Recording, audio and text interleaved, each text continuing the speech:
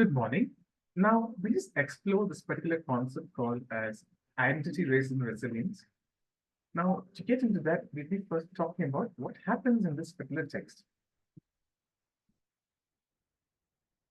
Now, I Know Why the Cagebird Sings by Maya Angelou is a particular text that is an autobiographical novel. She's able to pretty much tell a lot about her life and also the troubles which she has faced from her early days.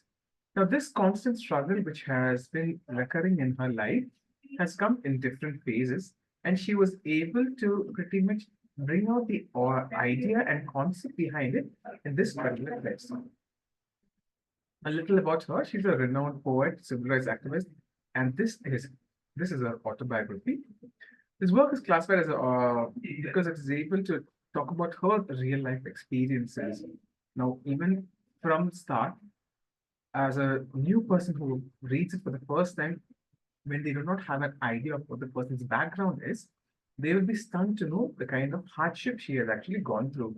But here we quickly go and look in and see what are the different things, the problems which she has faced, and how she overcame them. Now we'll talk about the themes of identity, racism, and resilience, which are actually present in this particular story. Now we can just talk about these themes right now, about how segregation works in schools. Now, as you all know, in the concept of racism, the American system did not allow each and every individual to sit together in an entire classroom. So that actually was a constant disregard for the Black people of the country. So they had to face a lot of racism over there, even with respect to the people of different professions as well. We have the personality Mama, who is the grandmother of Maya here. Despite her having a well-established store, she is not respected over there. The dentist offers, when he's unable to pay the amount, he offers, okay, I'm going to pretty much treat you for free the next time you turn in.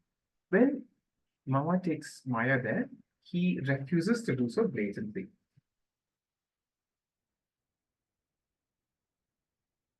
Next, we'll just navigate through how the story starts before we go into this.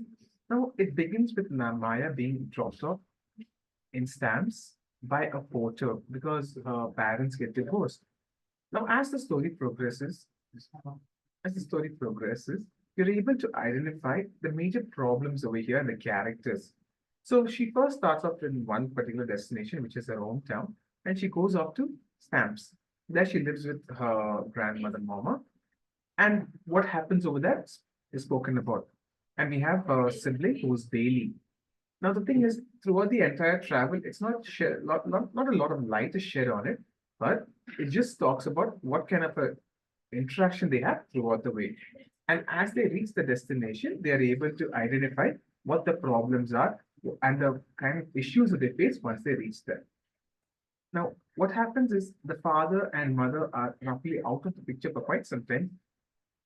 It so happens that they again come back into her life, and that is when she actually gets into a lot more trouble.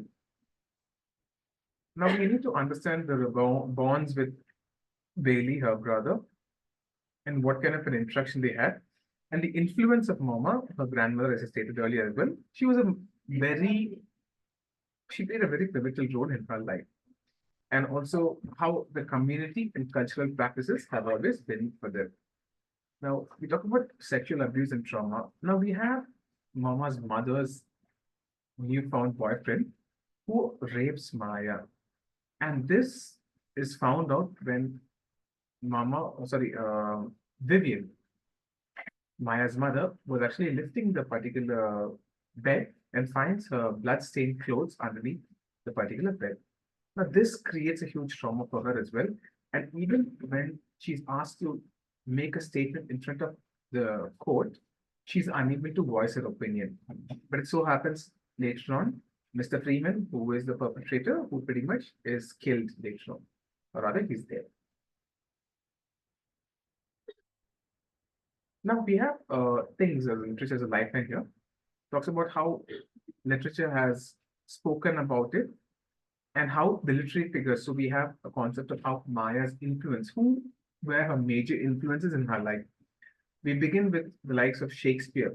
Now, the funny part is Maya loves Shakespeare, but found was very much guilty of it, calling it a guilty pleasure because Shakespeare was not white. So she did not agree to the stance that it is justified for her liking a particular writer who's actually white and not a black person. Next, we talk about the other inspirational character for her, people who have actually asked her to start writing as well. We'll look into it. Now, what are the adversities Maya has faced? Now, how she was able to overcome all these issues despite being brought up in a different environment altogether. She was able to adapt to different environments while moving from one place to the other. This showed her adaptability and how to actually move around in certain spheres of life, not just rather stagnating. After facing all the abuse, what she does is she just shuts down. And this shutting down is for quite some time. She even escapes from home, but then gradually starts to open up. Now, what happens with respect to segregation is now it limits education, as we all know, because what one person receives, it would not be the very same thing for another person as well. And it also limits employment opportunities and also has a lot of psychological effects. Like living in a divided society contributes to long lasting psychological trauma and feelings of inferiority. Because no matter how long we stay with them, you cannot be happy. Next, what are the long term implications? The effects of segregation extend beyond the immediate hardships impacting communities for generations. This is not a set thing that happened just for them, but also for the forthcoming generations, as depicted in the novel. Now, friendships and support networks. Now, how those bonds are spoken about in this particular text. Now, as we all know, the first instance of the first scene that is looked at is her trying to recite in church, but she messes up and she starts running, and she pretty much trips and pees on the same place. And it's one of the most humiliating moments of her life, but still she's able to talk about it. Later, we also talk about the classmate relationships and how she's able to build resilience. And towards the end, how her mental state also evolves with the passage of time. Now, the concept is I know why the cage bird sings. The title is because it is talking about the oppression that people are going through. And it also connects to broader themes that connect to civil rights and the quest for freedom. The song of the cage bird represents hope and resilience amidst challenges. Because the cage bird here represents the kind of confinement she is in. And she's still voicing out the problems and troubles she's going through. And she's singing about it, so which gives her actually a sense of liberty through this particular understanding. Now, this particular work is actually a pioneering voice in autobiographical writing. This also talks about pertaining to American literature, sorry, African American literature. So how each and every person or individual is writing from their particular perspective and all the issues that they're facing. And it also has a cultural and historical context that backs it up, talking about the Great Depression, the roots of the civil rights movement, and historical influence on narratives. Now, this pretty much talks about the reflections on maternal relationships, which explore the complexities of maternal bonds in Angelou's life. So, talking about the two major female women who acted as mothers for her are Vivian and the other one is Mama. Now, despite them not being there consistently throughout her entire childhood, yet glimpses of them here and there have made her patch up and have a decent childhood, or at least connecting to one person or the other.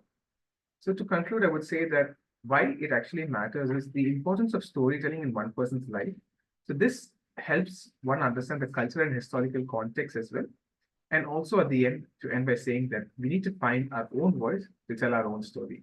And that is what Maya did in her life. Through this particular novel, I Know Why the Caged Bird Sings. Thank you.